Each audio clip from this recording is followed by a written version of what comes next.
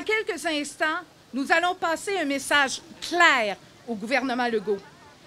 Et il va être écrit assez gros qu'il ne pourra pas nous dire qu'il ne l'a pas vu. On tient le réseau à bout de bras. Travailler à se rendre malade, c'est terminé! Oui, depuis des années, nous tenons le réseau public de la santé et des services sociaux à bout de bras. À travers les réformes et mesures d'austérité, à travers la COVID, on n'a jamais lâché. Et ça, le gouvernement ne veut surtout pas le reconnaître. Pourtant, depuis des années, notre charge de travail a augmenté jusqu'à devenir impossible à supporter.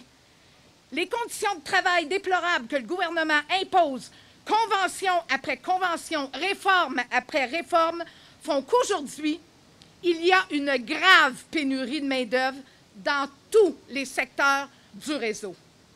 Et ça, le ministre de la Santé et des Services sociaux, Christian Dubé, ne veut surtout pas le reconnaître.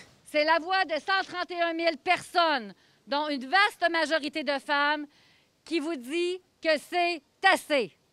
Elles n'en peuvent plus de travailler dans des conditions horribles qui hypothèquent leur santé physique et mentale.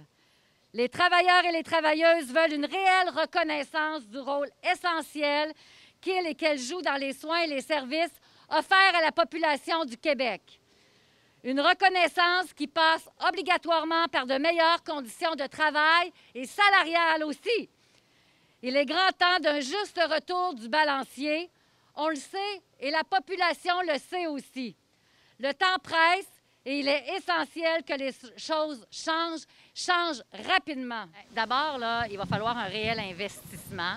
Il faut changer totalement le mode de gestion, la culture actuellement de gestion avec du temps supplémentaire obligatoire, le fait que nos professionnels en soins, les professionnels de la santé ne connaissent pas les horaires de travail, n'ont pas le droit à le congé.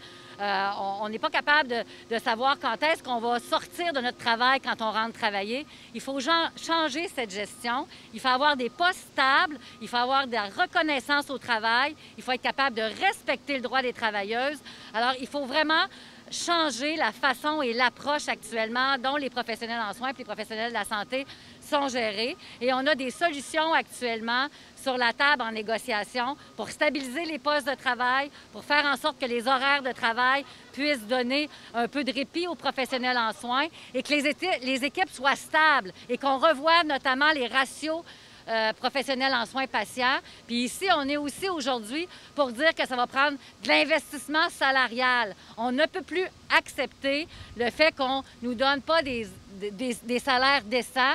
Alors, il faudra aussi une injection majeure pour être capable qu'on soit capable d'attirer des professionnels en soins et de la santé dans le réseau. Et il n'y a pas de tabou à faire en sorte de demander notre juste part et pour une fois, être capable d'avoir un salaire décent, digne de ce nom, pour tout le travail et la reconnaissance que les professionnels en soins et de la santé font au Québec.